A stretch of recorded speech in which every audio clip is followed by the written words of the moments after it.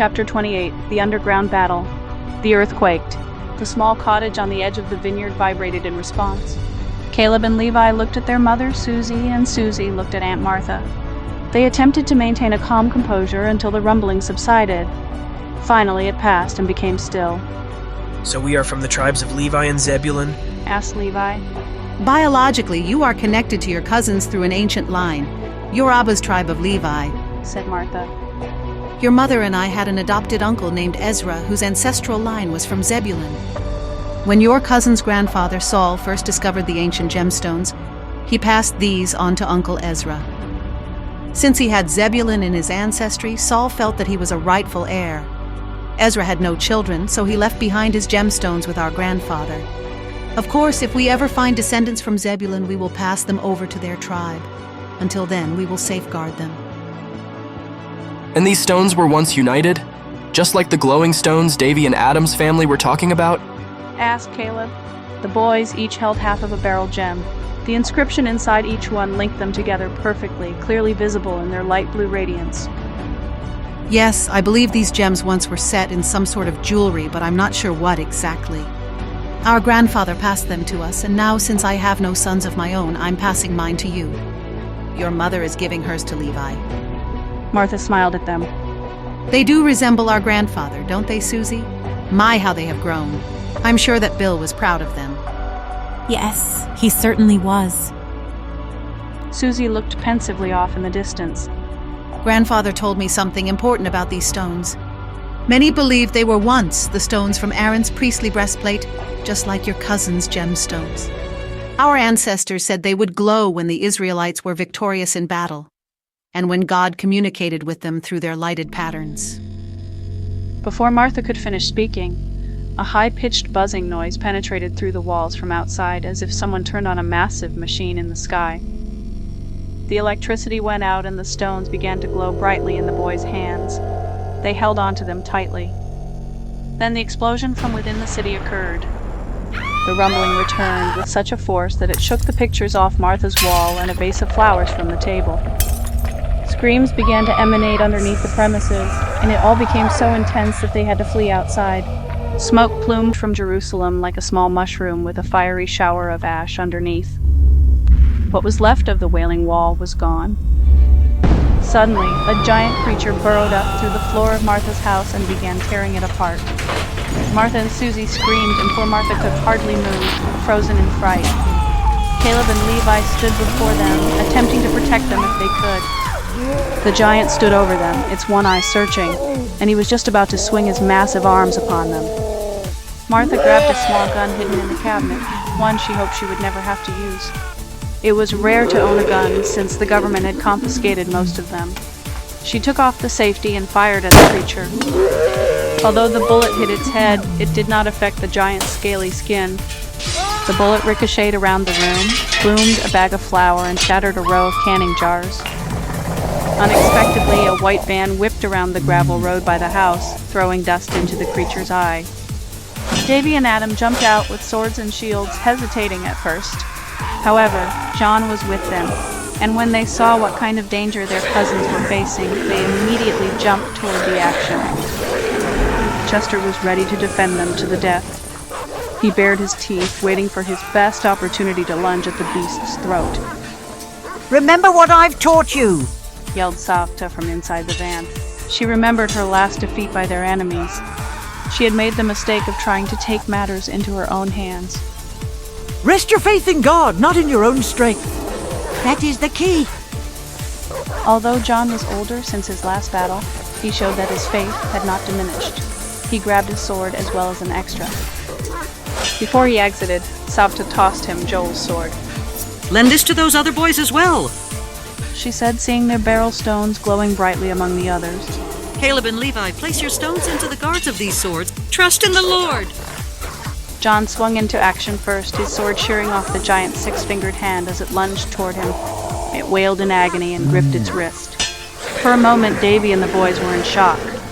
Davy's vision began to blur. However, something in his mind snapped him back in the moment and made him picture the giant's head like a giant baseball. As he watched his family under attack, his fear turned into action. Swing your swords just like your baseball bat! Yelled Davy. They did as they were told and began swinging away. Caleb pretended that he was attempting to smash the most giant snake he had ever seen. They could not allow this thing to escape. By this time, the giant had gotten the dust out of his eye and was punching full blows toward them with his strong arm. Levi dodged his mammoth arm while Caleb slashed the giant's long black dinosaur tail with his sword.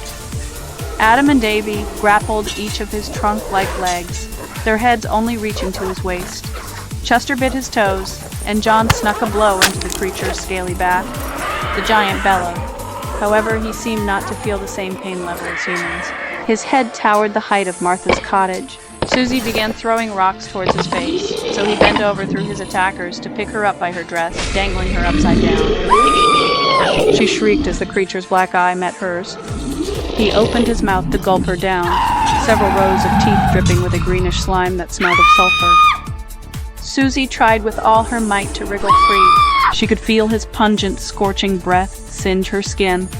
Before he could devour his prey, Levi sliced through the giant's tendon with all his might. The creature fell to one knee, dropping Susie to the ground. Caleb helped to break her fall, and they both tumbled. Chester took this opportunity to climb the monster's bloated belly and attack his throat. Then John quickly leaped upon the creature's back and buried his sword into its skull, smashing all the way through its large putrid mouth. Chester let go and jumped back down. The giant fell limp to the ground, his eye rolling back and bulging with black vessels. Hot black ooze overtook the green slime that steamed from his mouth. It boiled out like black tar, as if from the depths of hell itself. They all stood, catching their breath for a moment. Is everyone okay? Asked John. Yeah, Said the boys, still bent over and huffing, although they looked at one another in shock. Good boy, Said Davy, hugging Chester. What is that giant creature? How did you know to come here? Began Martha. She held her chest, trying to stabilize herself. Levi went to her side, but Martha motioned that she was okay. Savta was relieved they had all survived the fight without significant injuries. We were on our way to find Lydia, but as that quake hit, I had a feeling that we should check here first. Our ancestors have known for a long while that the giants might return in one way or another. It looks like the new PRISM facilities have been busy with their new technologies. Or should we say sorceries? Added Susie as John helped her and Caleb to stand. She grimaced and moved away from the sight of the giant's glazed stare and its pool of dark slime. The rumor about them experimenting with hybrids is true. Yes, and I guess that we weren't the only ones to find the bones of one of the old giants, Said Savta. She glanced at Adam and he nodded in agreement. Jesus Christ himself said that it would be like the days of Noah at his coming. She quoted Matthew 24:37-39. But as the days of Noah were, so shall also the coming of the Son of Man be. For as in the days that were before the flood they were eating and drinking, marrying and giving in marriage, until the day that Noah entered into the ark, and knew not until the flood came, and took them all away, so shall also the coming of the Son of Man be. Martha and Susie glanced at one another. Martha stated, Didn't he also say to be aware of false teaching? That he did. Said Savta, not backing down. Later in that same chapter, in verses 43 and 44, Jesus said, But know this, that if the goodman of the house had known in what watch the thief would come, he would have watched, and would not have suffered his house to be broken up. Therefore be ye also ready, for in such an hour as ye think not the Son of Man cometh. Amen, Said John, agreeing with his sister. Savta continued. Look around you, even though the end is not here yet, plenty of people are trying to make it happen.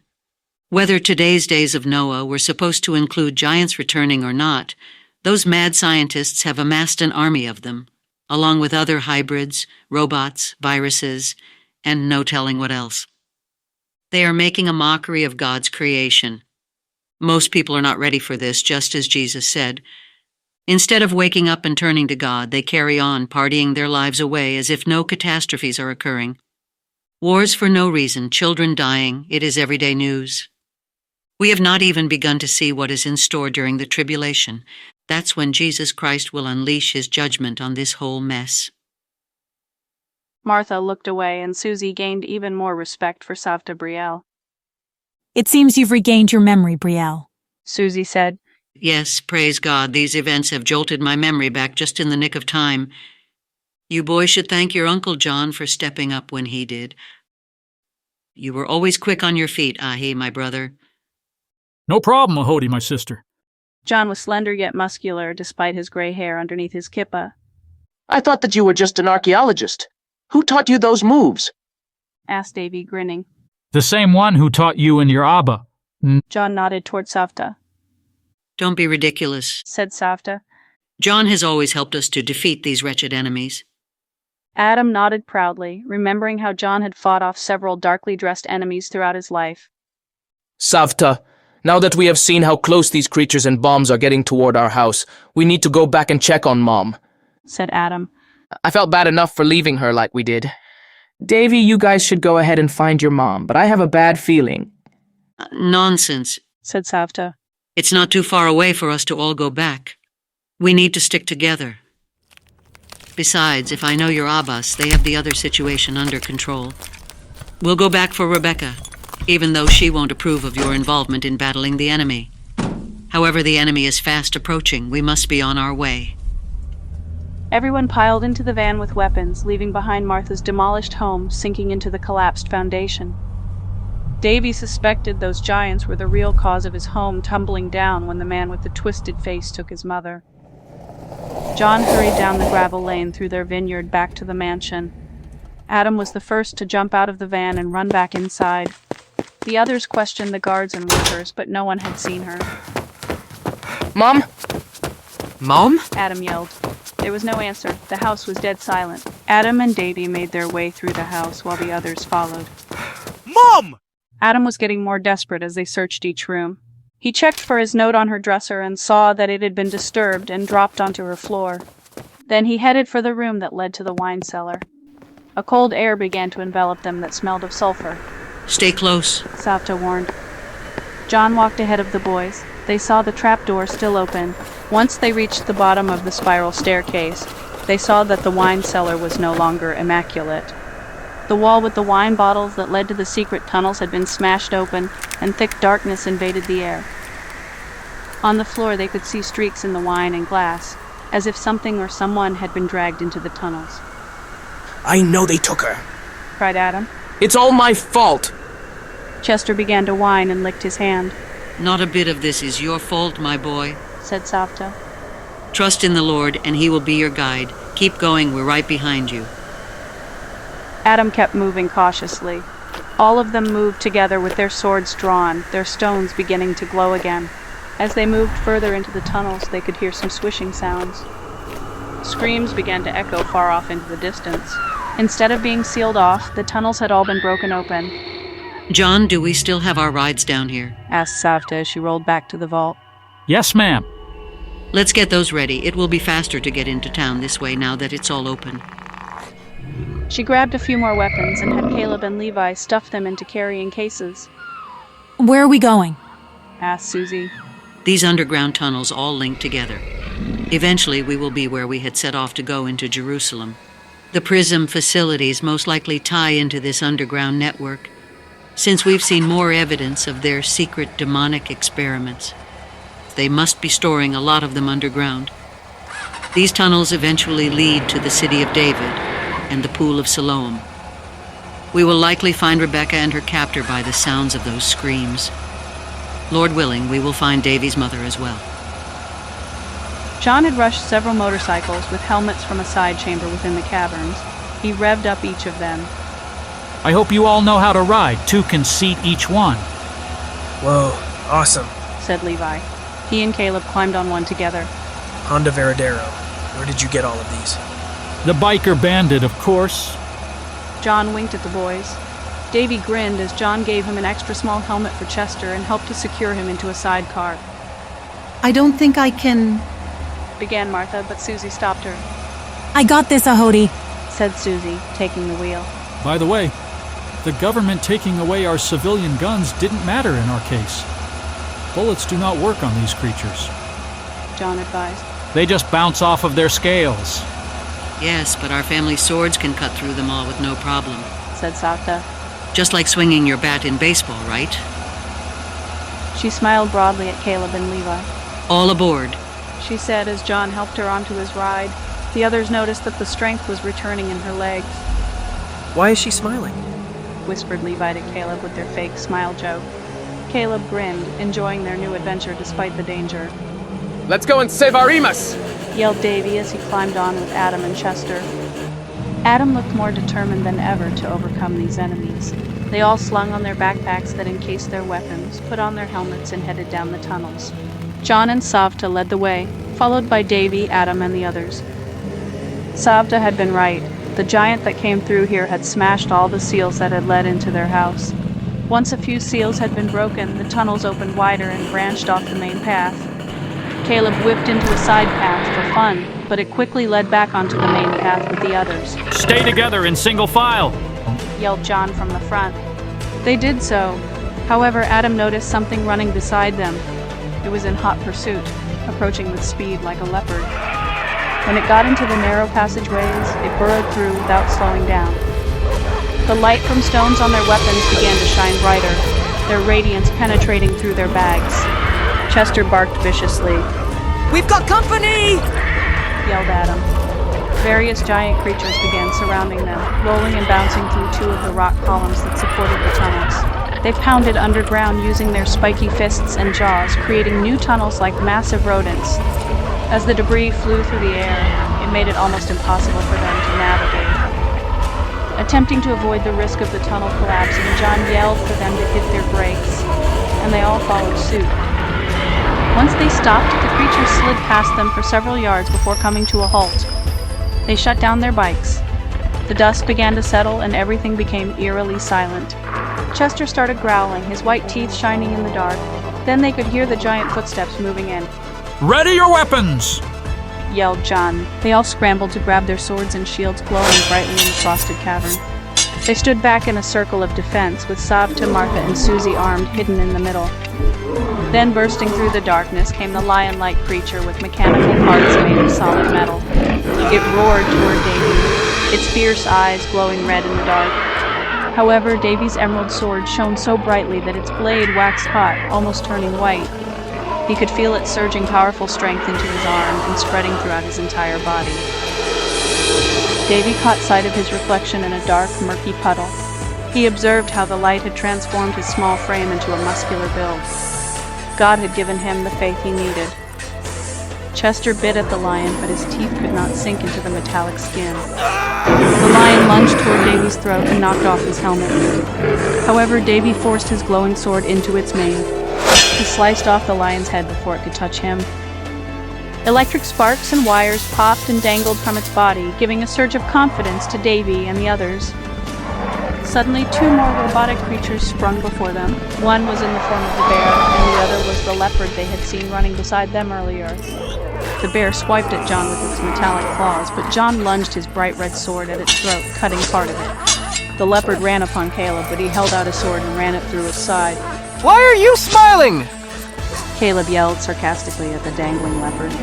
He lifted it, flinging it over past them. Their weapons amassed a sea of glowing color as the battle ensued. God was guiding them and empowering their strength. The gemstones had expanded, brightly filling the entire surface of each shield. The bear came back and swiped at Levi. He grazed Levi's leg and knocked him off balance, breaking their circle of defense. However, Caleb got back on his feet and thrust his bright blue sword, twanging inside the bear's rib cage. It's stuck! He yelled. Levi and the others pushed their swords into the bear, bringing it down. The leopard rose back up and struck towards Savta. However, she sliced off its jaw, and Martha and Susie helped finish it, smashing it through its mechanical heart. They helped Caleb pull his sword from the bear and regain their circle of defense. Their breaths plumed into the icy air, and the sulfur grew thick. 3 more enemies entered their area. 2 giant hybrids, their metallic, scaly skin mixed with mutated flesh. One had 2 eyes on its misshapen head, one eye significantly lower than the other. The giant beside him was a cyclops, its massive eyeball covering most of his facial features, breathing heavily. Between them stood the man with the twisted face.